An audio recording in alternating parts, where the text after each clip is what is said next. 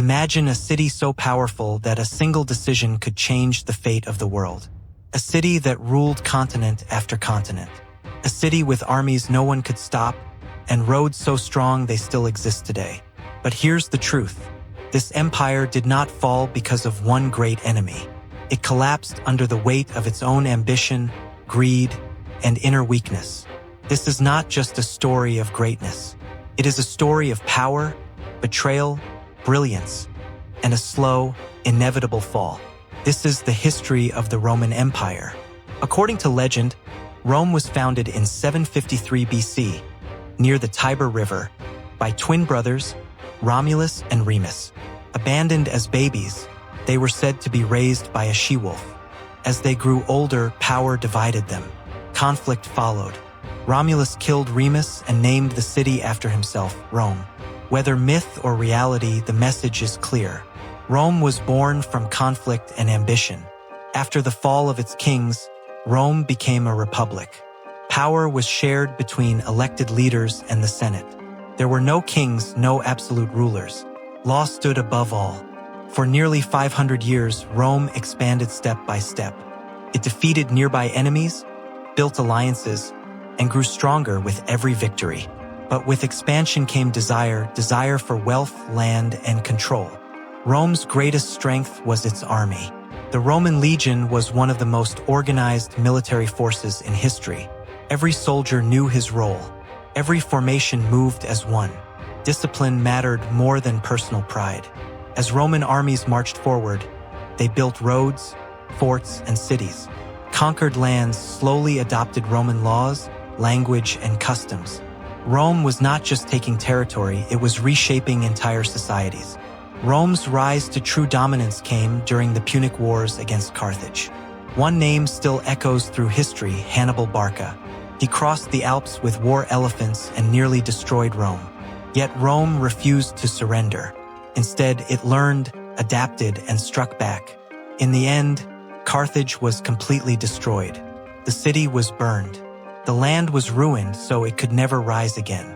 After this victory, no power could challenge Rome. As Rome grew richer, cracks began to form inside the republic. Senators became corrupt. Powerful generals built armies loyal only to them. Loyalty to the state slowly turned into loyalty to individuals.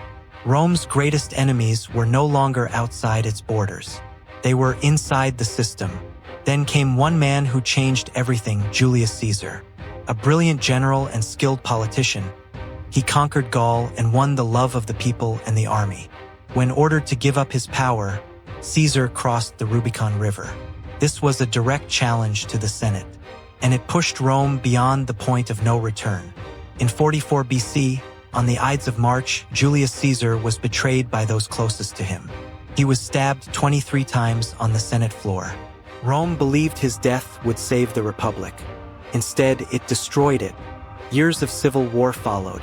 Out of the chaos emerged Caesar's adopted son, Octavian. He became known as Augustus, the first Roman emperor. Rome was no longer a republic. It had become an empire, not through force alone, but through control, planning, and authority. Under Augustus, Rome entered a golden age known as Pax Romana. For over 200 years, the empire enjoyed relative peace and stability. Trade expanded. Cities grew. Law united millions of people under one system. Rome reached the peak of its power. But not all emperors were wise leaders. Some were cruel. Some were unstable. Nero blamed Christians for burning Rome. Caligula ruled through fear. Commodus treated the empire like a personal game. Unchecked power slowly poisoned leadership. Over time, the empire became too large to manage. Borders stretched too far. Defense costs drained the economy. Heavy taxes crushed ordinary citizens. Money lost value. Corruption spread everywhere. People began losing faith in Rome. And when belief disappears, collapse begins. Barbarian tribes pushed into Roman territory. The once unstoppable army grew weaker and divided. In 410 AD, Rome itself was attacked and looted for the first time in 800 years. The unthinkable had happened. To survive, the empire was split into two parts, the Eastern and Western Roman empires. The The East survived and later became the Byzantine Empire. The West continued to fall apart. In 476 AD, the last emperor of Western Rome was removed from power. No final battle, no heroic ending, just silence. The Western Roman Empire was gone. Yet Rome never truly died. Its ideas lived on law, engineering, language, government. Modern civilization was built on Roman foundations. Rome ruled the world, but in the end, history ruled Rome. If you enjoyed this story, don't forget to like and share this video. Subscribe for more powerful stories from history, because history is not just about the past. It is a lesson for the future.